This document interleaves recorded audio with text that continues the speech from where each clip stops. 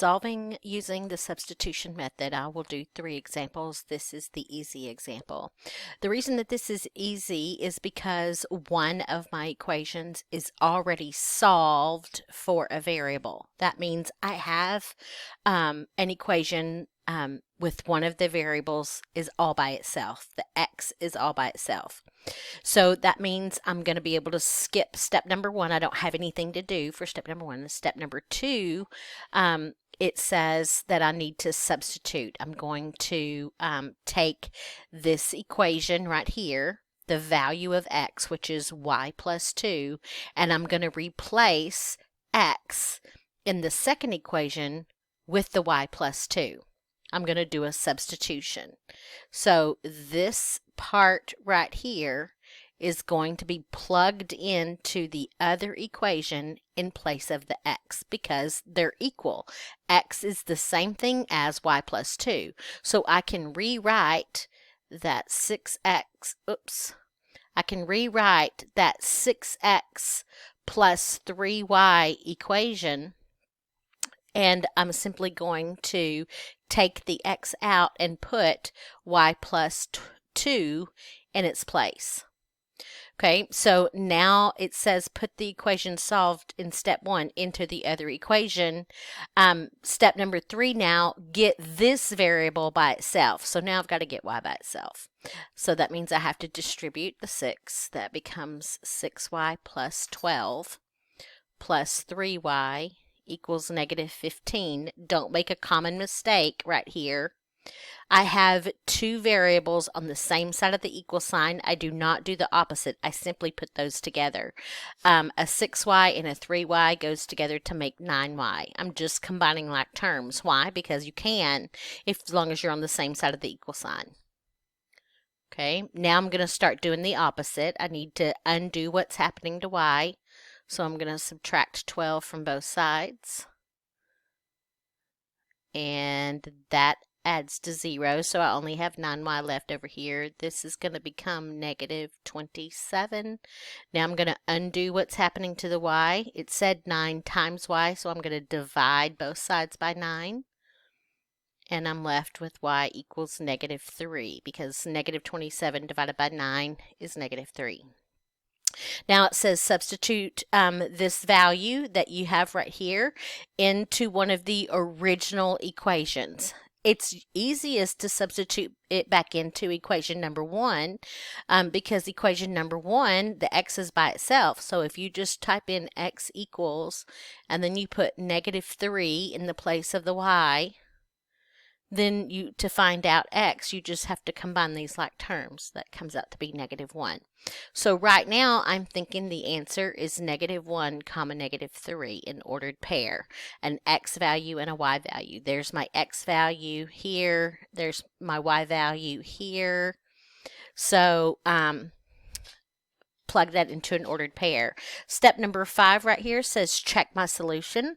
So I'm going to check that this negative 1 and this negative 3 right here is the correct answer by plugging it into both equations and making sure I get a true statement. So x equals negative 3 plus 2. So negative 1 is equal to negative 1. That's a true statement. Okay, so far so good. Now I'm going to plug it into the other one. 6 times x, I plugged in negative 1 to the x, plus 3 times y, and the y value is negative 3. And I'm supposed to see if that's equal to negative 15. 6 times negative 1 is negative 6. Negative 3 times 3 is negative 9. And negative 6 and negative 9 combined together to give me negative 15. So I end up with a statement that says negative 15 is equal to negative 15, which is a true statement.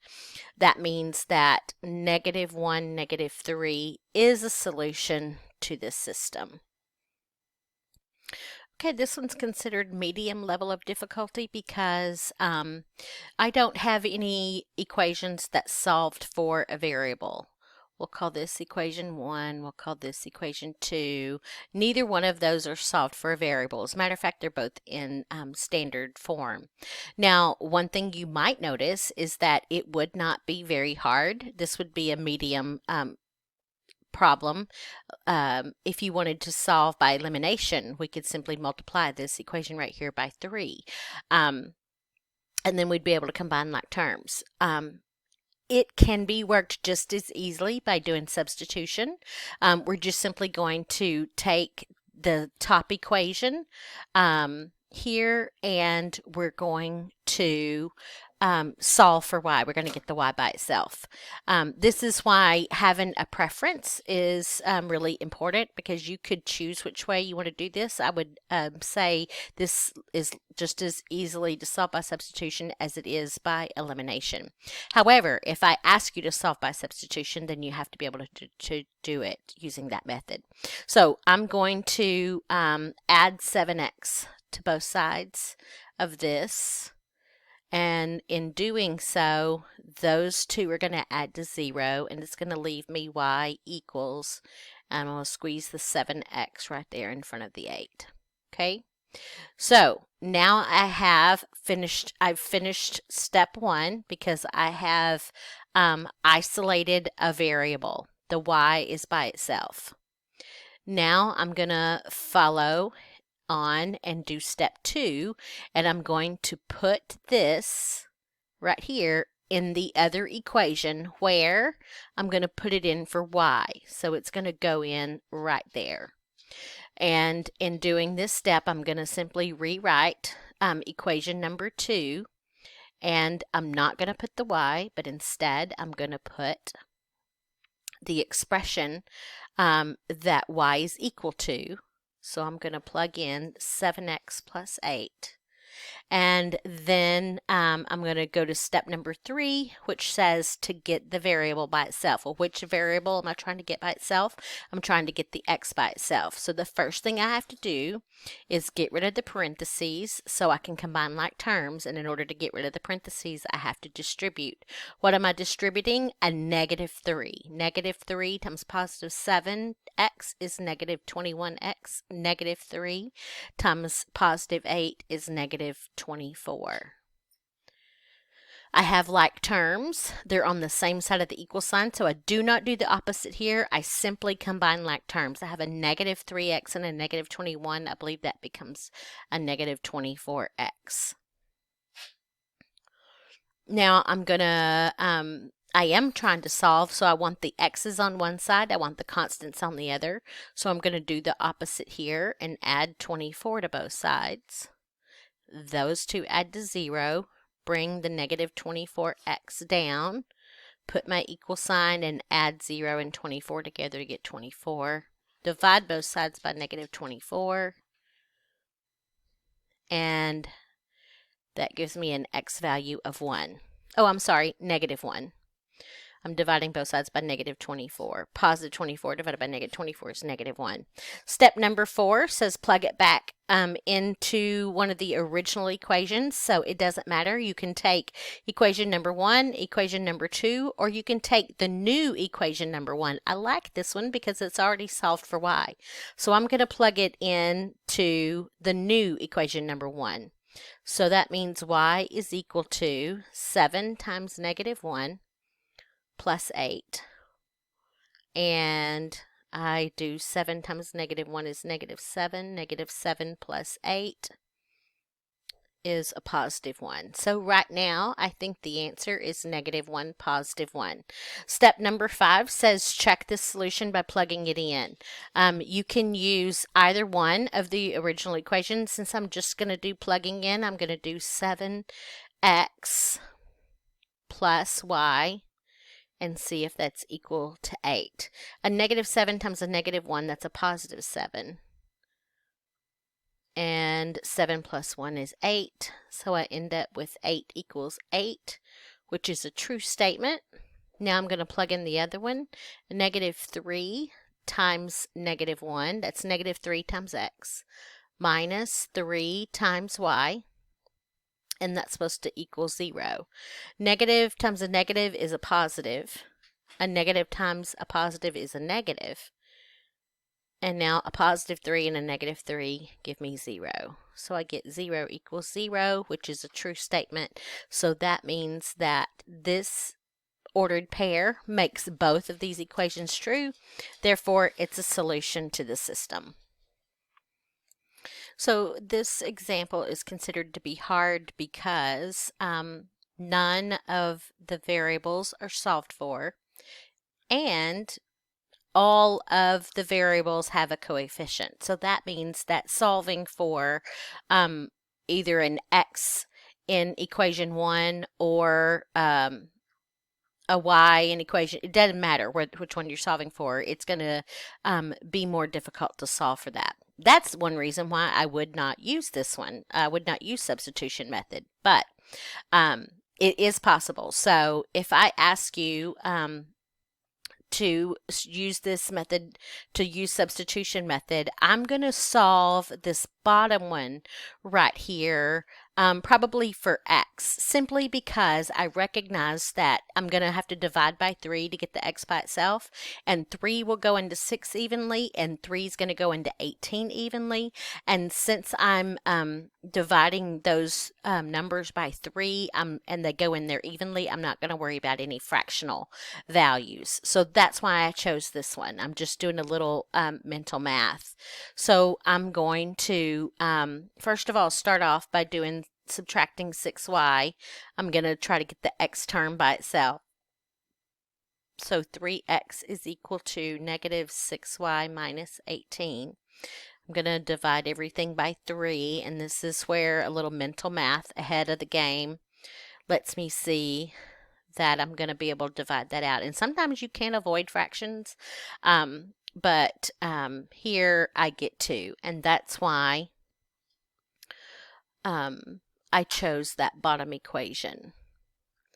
If you get started and you end up with a fraction, you can go back and maybe do another one, solve for the other one to see if you can avoid a fraction, and then sometimes you simply can't avoid fractions. So I have this one solved for x. This is equation 1. This is equation number 2. 2 is solved for, so I'm going to take the expression that x is equal to in the second equation, and I'm going to plug that into the first equation in the place of the variable that's solved for. So I'm going to rewrite. I'm doing step 2 right here. I'm going to rewrite 4x plus 3y equals 6, and I am simply going to replace the x value with this expression. This should remind you of function composition because it's very similar. It's not exactly the same thing. I've plugged in the expression in the x place. Now I'm going to get rid of those parentheses by distributing positive 4 times negative 2. That's going to give me negative 8y. Positive 4 times negative 6 is going to give me negative 24. Then I got to bring the 3y down, bring the 6 down. Now they're on the same side of the equal sign, so I do not do the opposite. I simply put them together. A negative 8 and a positive 3. That's going to give me negative 5y.